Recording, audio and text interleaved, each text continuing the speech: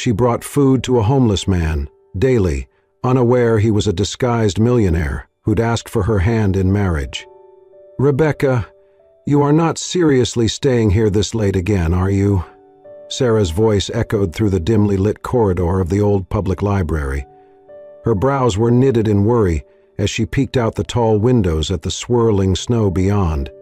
The streets were already dark, the faint orange glow of the street lamps flickering uncertainly through the thick curtain of flurries. The wind howled outside like a warning call, rattling against the glass as if trying to get in. Rebecca Miller, 30 years old, wrapped in a navy new cardigan and scarf, gave her coworker a faint smile. "I just need a few more minutes. I have some leftover food from the staff kitchen," she said, lifting a small paper bag that carried 2 sandwiches, a muffin, and a small thermos of tea. "You know the usual." Sarah rolled her eyes with a groan. "You and this habit of playing guardian angel. Rebecca, it's freezing out there, worse than yesterday, and this neighborhood? After dark? You are way too kind for your own good." Her voice was sharp, but the concern in her eyes was genuine. "I'll be fine," Rebecca replied, already putting on her coat. 15 minutes tops, then straight home. "You said that last night too," Sarah muttered as she turned toward the exit. "Call me when you get back, will you? Just so I know you didn't freeze into a popsicle out there." Rebecca laughed softly, nodded, then locked up the last section of the library. The long, echoing creak of the heavy oak doors shutting behind her made her shiver. She pulled her scarf higher, stepped outside, and was instantly hit by a gust of icy wind so fierce it stole her breath for a moment. She trudged forward, boots crunching over fresh snow, the cold biting through even her thick coat. Every breath formed little clouds before her face. Her fingers, gripping the bag, began to ache from the chill. The park was just 2 blocks away, and though she longed to be home, curled up with her favorite blanket, there was a quiet, stubborn voice inside her heart that whispered, "Someone is waiting." The park, once a bright place with kids playing and joggers in the morning, was now a silent landscape of snow-draped trees and benches dusted in white. Street lamps cast long shadows, flickering against the wind, their light barely piercing the growing darkness. She had passed by a few homeless people during the past weeks, leaving a sandwich here, a cup of tea there, but there was something about tonight that made the silence heavier. Her boots slipped slightly on an icy patch, and she steadied herself, just as she spotted a figure up ahead, barely visible under a tangle of branches and shadow. A man sat hunched over on a bench, wrapped in tattered clothing, unmoving. Snow had gathered on his shoulders and hair, making him look almost like a statue. Rebecca's heart clenched. How long had he been sitting there in this cold? She looked around cautiously. The park was empty, no one in sight. Still, she approached slowly, every step making a soft crunch in the snow. "Excuse me," she said gently, her voice almost lost in the wind. "Would you like some food?" The man stirred. Slowly he lifted his head, and in the weak yellow light of the street lamp nearby, Rebecca saw his face for the first time. His cheeks were sunken, his beard thick with frost, and his lips tinged blue from the cold, but it was his eyes, dark, deep-set, filled with something she could not name, that stopped her breath. Exhaustion, maybe, or pain, or something worse, the weight of being forgotten. "Food?" he asked, his voice hoarse, raw, like it had not been used in days. "Yes," she said, stepping closer. "Just some sandwiches and hot tea." He looked down at his own hands as though they did not belong to him. When he finally reached out, she noticed the tremor in his fingers. She handed him the bag, and he clutched it tightly, as if afraid it might vanish. For a moment he simply sat there, staring at it. Then, softly, almost in disbelief, he whispered, "I do not remember who I am." Rebecca froze. The sentence hung in the air, sharper than the wind. "What do you mean?" she asked, her voice barely above a whisper. "I do not know my name, where I came from, nothing," he said, looking at her now, those haunted eyes searching hers. "It has been weeks, or months. I just woke up one day in an alley. I had nothing. I was no one." A chill that had nothing to do with the weather crept through Rebecca. She had helped many people before, men and women down on their luck, fighting demons visible and invisible. but never had someone told her they had forgotten themselves. She sat down beside him, ignoring the cold seeping through her coat from the snow-covered bench. "Then I'll call you James," she said softly, "just so we can talk. I'm Rebecca."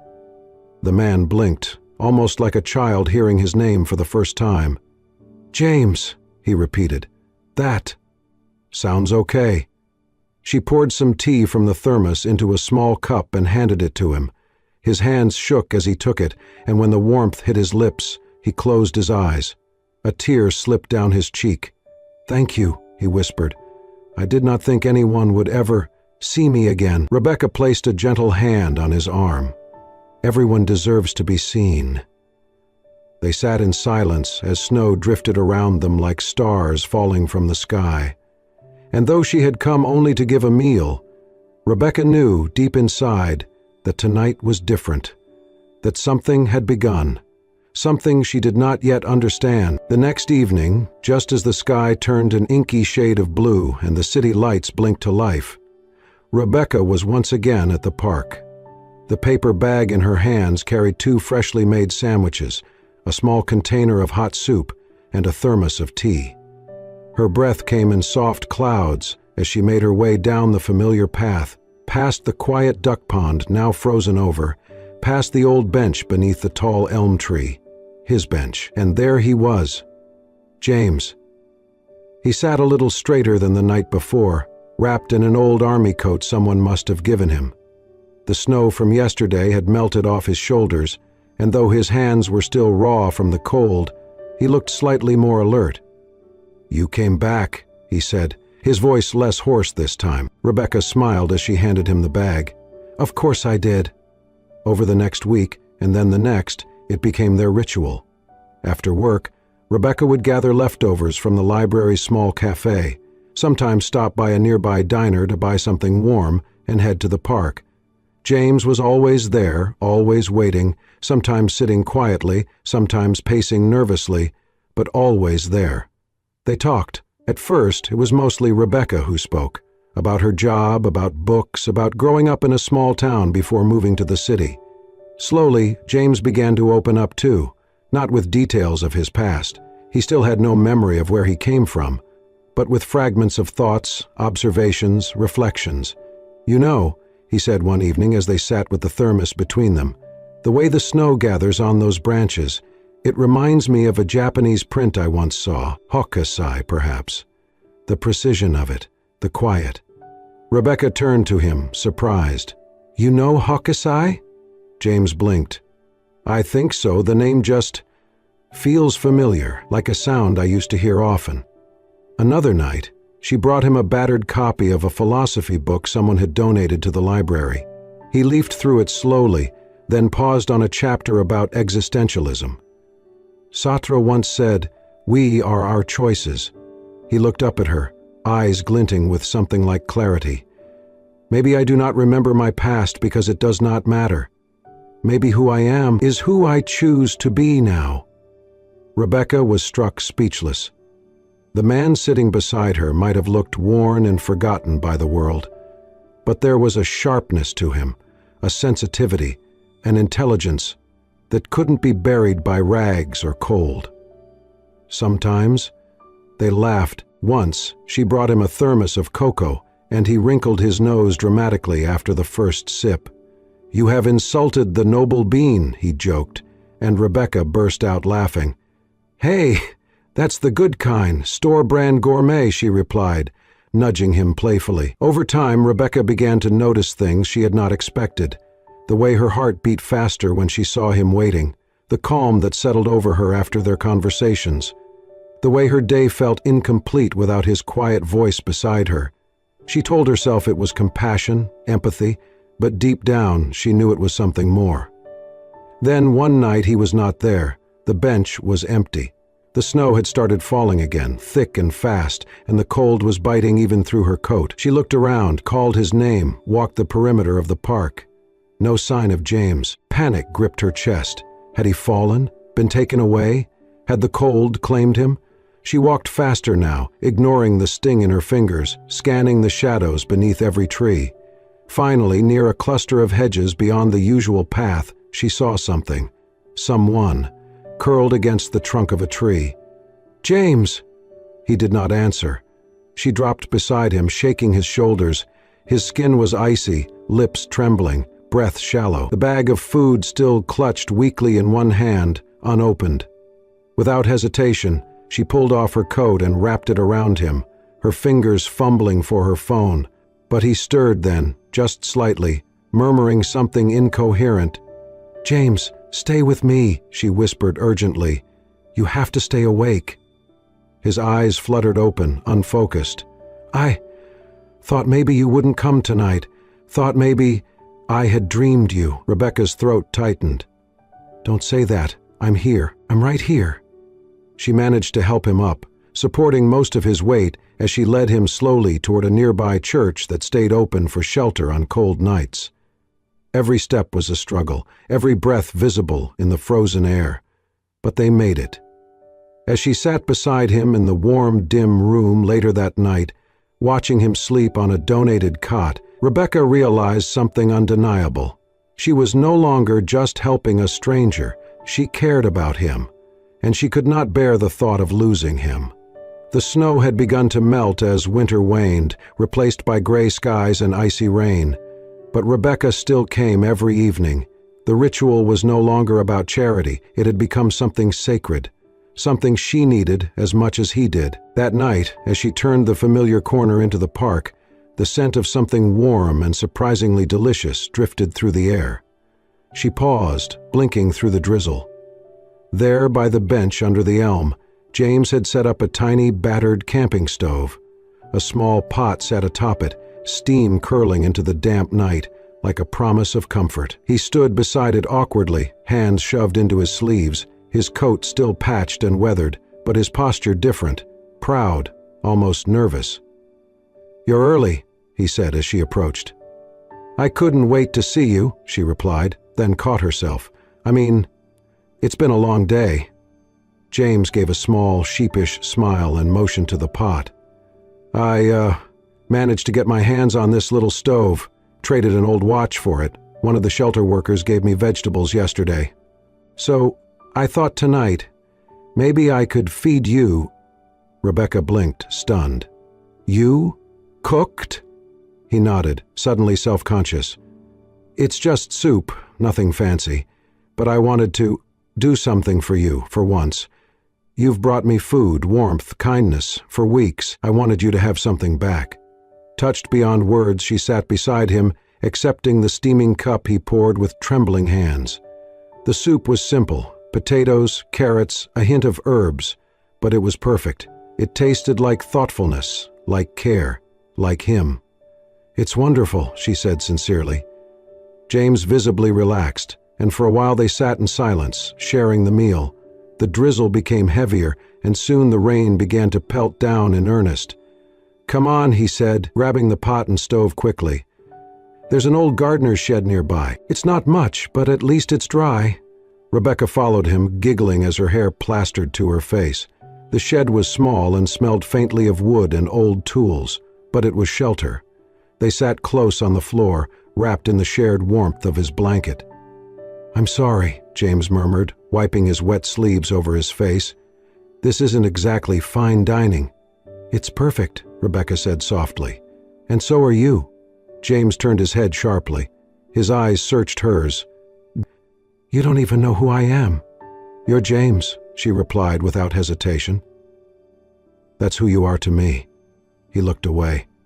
The rain pounded above them, creating a rhythm against the metal roof that filled the silence between words.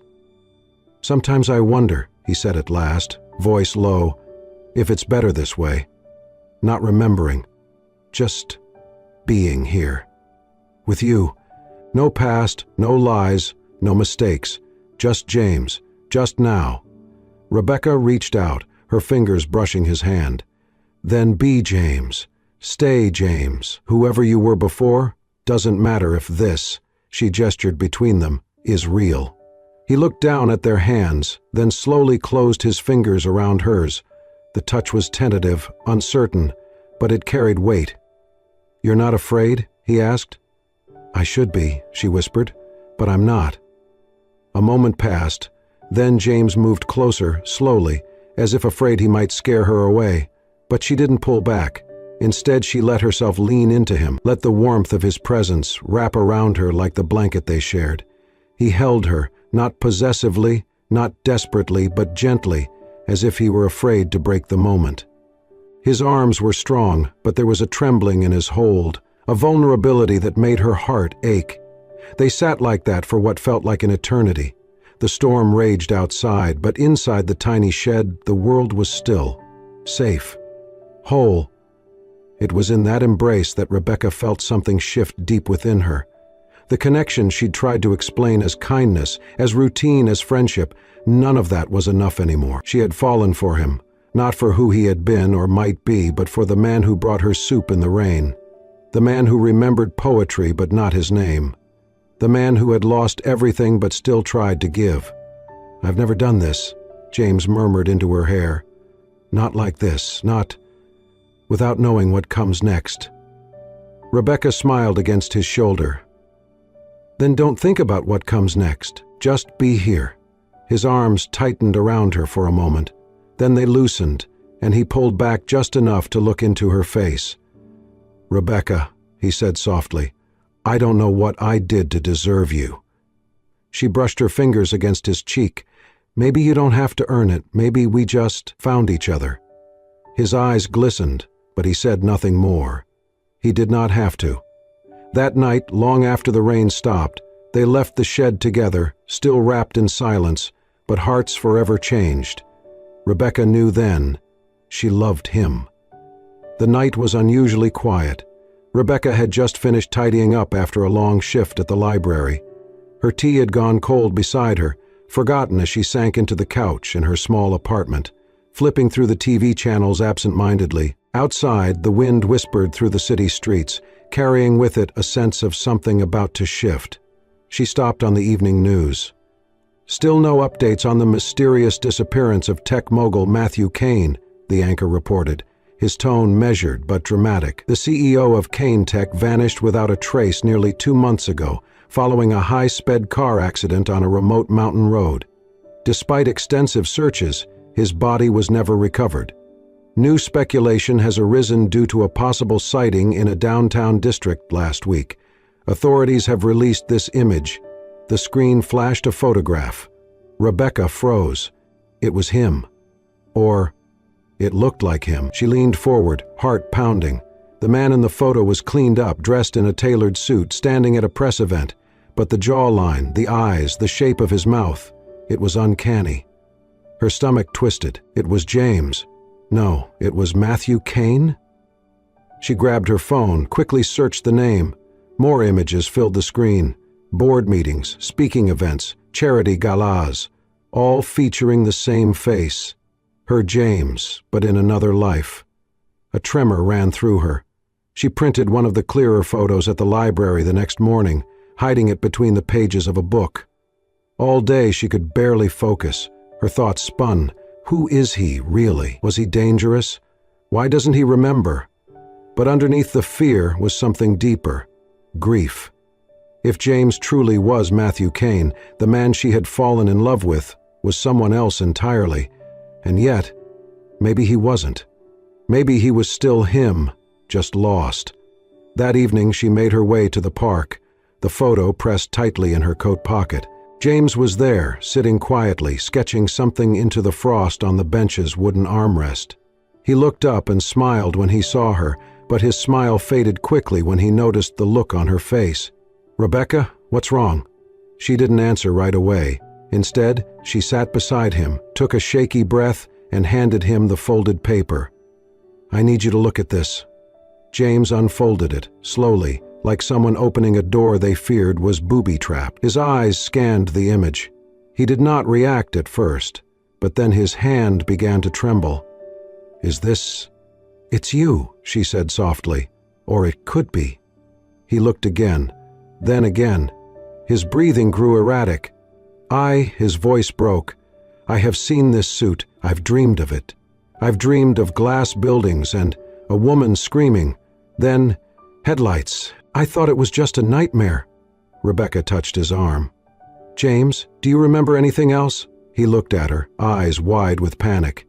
I was in a car, nighttime. Someone was chasing me. I heard voices, arguing. They said I knew too much, that I needed to be silenced. And then I woke up in an alley, bruised and cold and bleeding. No wallet, no name. She swallowed hard. James, I think you're Matthew Kane, a tech CEO, a missing millionaire. People think you're dead. He stood abruptly, pacing. No, that can't be. That person, that life. I don't remember it. I don't want to remember it. He clutched the photo like it might burn through his fingers. Rebecca stood too, watching him carefully. But it's your face, your name. You're not just anyone. I don't care, he snapped, then immediately softened. I'm sorry. I'm scared. I finally feel something real here, with you. If I go back to that life, what if it swallows me? What if I lose this, what we have? Rebecca reached for his hands. Then let's take it slow. We don't have to go to the police, not yet. But James, if your past comes looking, we need to be ready. His gaze dropped to the snow between them. All this time, I thought I was nobody. But maybe I ran away from somebody I couldn't be anymore. Someone I hated. You don't know that. I don't know anything, he whispered. There was a long silence. Then he met her eyes, and his voice steadied. Even if I was Matthew Kane, I don't want to be him again. I want to be James, the man who waited in the cold for you, the man who made you soup. Rebecca smiled faintly through the storm of emotions. Then you're James. To me, you've always been James.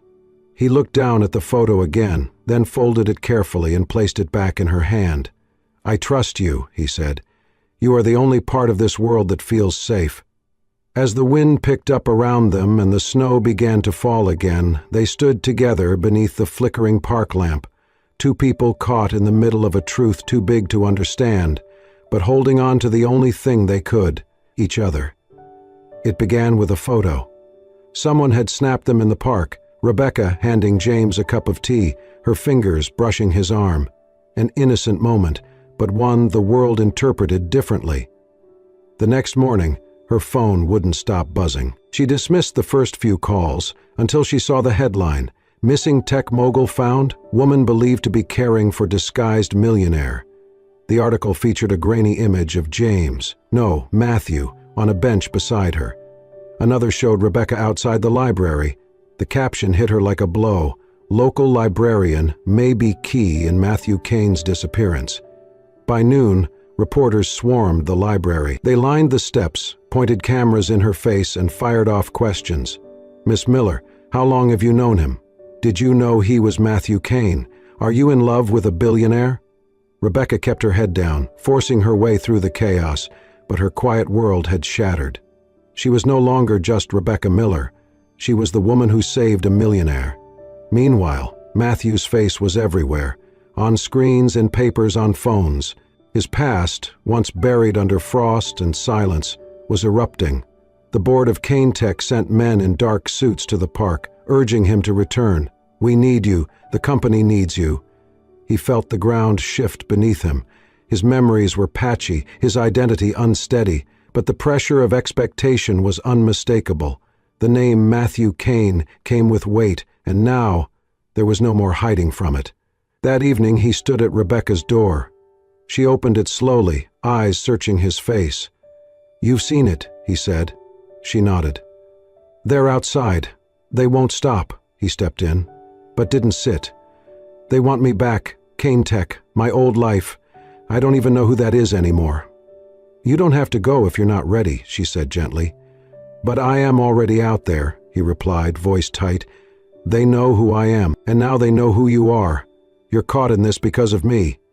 I'm not afraid of them, she said. You should be, he whispered. You didn't fall for a billionaire, you fell for James, the man with no name, no past. Her eyes welled. He's still here. He shook his head. He disappeared the moment the world remembered me. She stepped closer, touched his chest. Don't push me away. But he stepped back. They'll dig into your life. They'll twist everything. You deserve peace. I can't give that to you. A painful silence stretched between them. "So, are you leaving?" she asked, barely audible. "I need to figure this out before I drag you down with me." He opened the door. Rain fell softly outside. "Please, don't shut me out," she whispered. He paused, eyes full of sorrow. "I'll come back, if I still have the right to." Then he was gone. She stood alone in the doorway, the room behind her too quiet, the world outside too loud. In the days that followed, her life shrank. Everywhere she went, whispers followed. The library was no longer her haven. Some patrons offered kindness, others offered cruel judgment. She smiled through it all, buried herself in work, but nothing filled the space James had left. Matthew had returned to Kane Tech. The headlines called it a miracle. Photos showed him in sleek suits again, seated at board meetings, flanked by corporate elites. But Rebecca saw the hollow in his eyes. At first, they spoke on the phone, brief, careful calls, every few days, then once a week, then less. "Everything's happening so fast," he would say. "They want me to be the man I used to be." "Are you?" she'd ask. "I don't know. I still feel like James, but no one here understands that." She tried to be strong. She told him to take his time, but with every call his voice sounded further away. She missed the man who once lit up at the sound of her footsteps, who made her soup, who waited on a bench just to see her face. Now he lived in a world of suits and speeches, a world where she did not belong. One evening she sat on that same bench, now surrounded by budding trees and soft spring air. She carried a letter in her coat pocket, a note she'd written but never sent. "I miss your quiet. I miss the man who didn't need to be anyone but mine, but maybe the world needs you more than I do." She never mailed it. Weeks passed, then months. The last time they spoke, he sounded exhausted, distant. "I'm sorry I haven't called. There's just been so much." "I understand," she said softly. "I miss you," he whispered. The line went quiet before she could reply. Now she sat at her kitchen table, flipping through a book he once read aloud under the stars. She could still hear his voice, but it felt like a memory now, soft, flickering, fading. Maybe their love was always meant to live in the quiet, a fleeting miracle during a winter storm. She stood by the window, watching the city lights blur through her tears. Her reflection stared back, a woman who had loved with her whole heart and lost. A knock startled her. It was only her neighbor, asking if she was all right. Rebecca smiled, nodded, closed the door quietly, then leaned against it, hand on her chest. "Maybe it was just a moment in time," she whispered. A pause, then a small, aching smile. "But I don't regret it, not 1 second." She picked up a pen and began to write, not for him, not for the world, but for herself. She wrote to remember, to hold on to the truth that had defined her winter, because what they had was real, and for her, that was enough. It was a quiet Thursday morning at the library. Rebecca had just finished shelving a stack of books and was preparing for the children's reading hour. Sunlight streamed through the windows, painting soft gold across the wooden floor. On the surface, everything felt calm, but inside, a part of her still waited. Though the headlines had faded, the memory of James Matthew remained. She hadn't heard from him in months. She told herself to move on. Still, every time the door creaked open, a small part of her heart looked up, and this time he was there. She looked up and froze.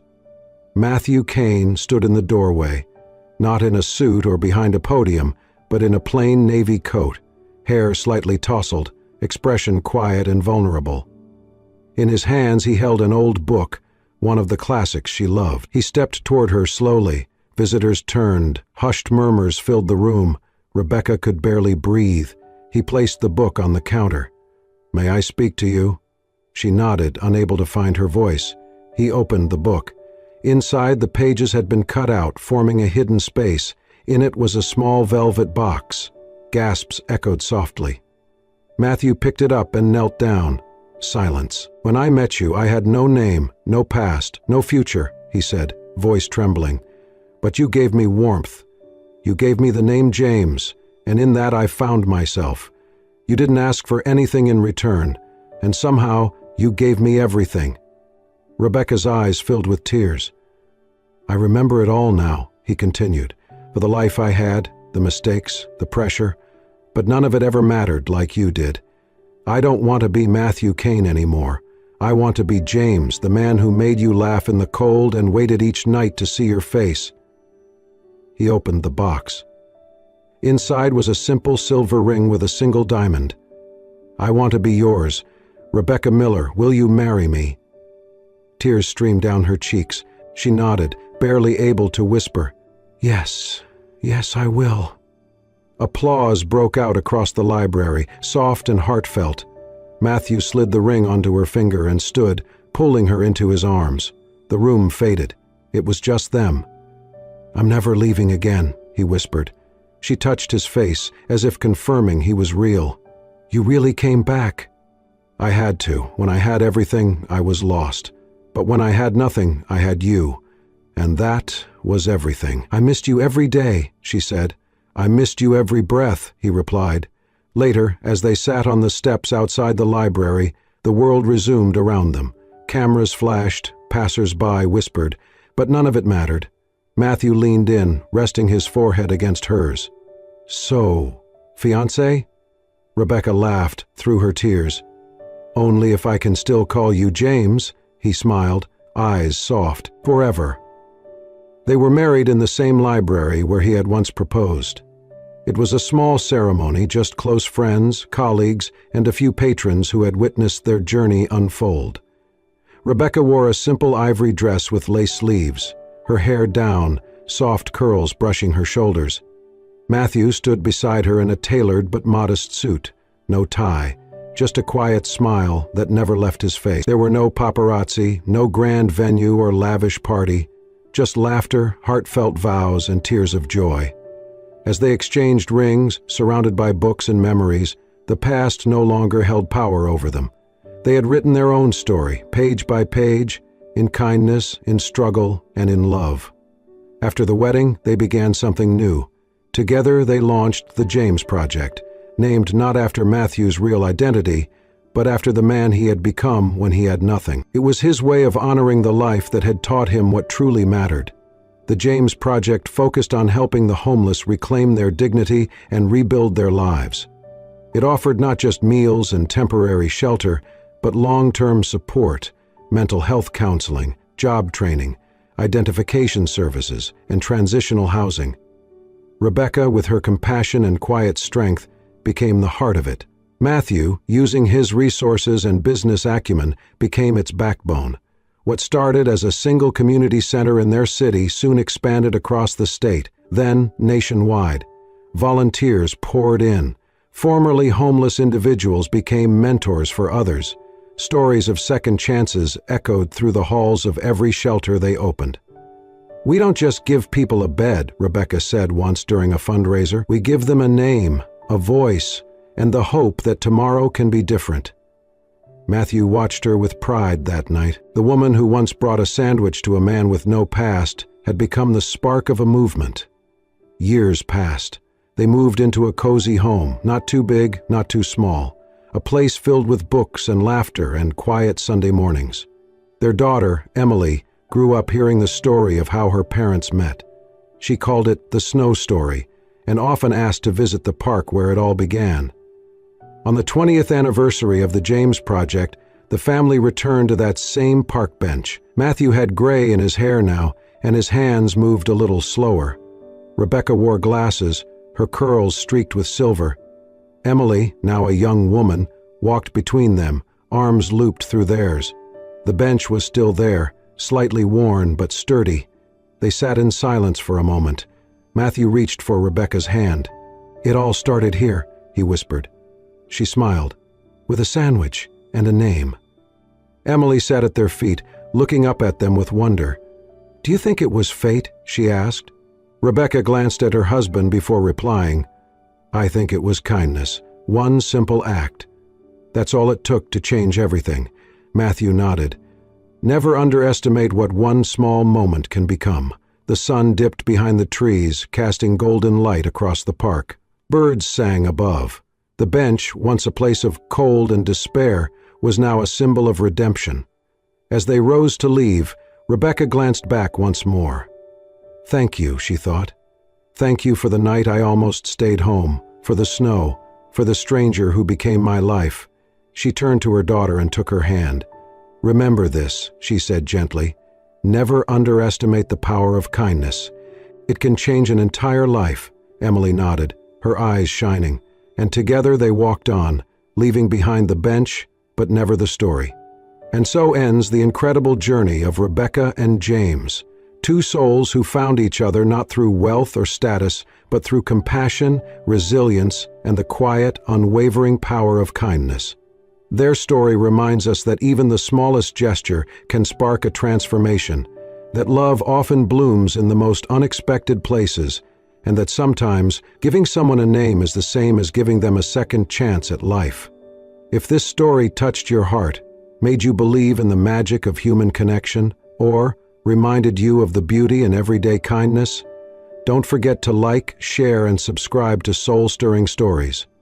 Join our growing family of listeners who believe in the healing power of storytelling. Here, you'll find tales that inspire, comfort, and remind you that hope is never truly lost. Thank you for being here, and remember, a single act of kindness can change everything. See you in the next story.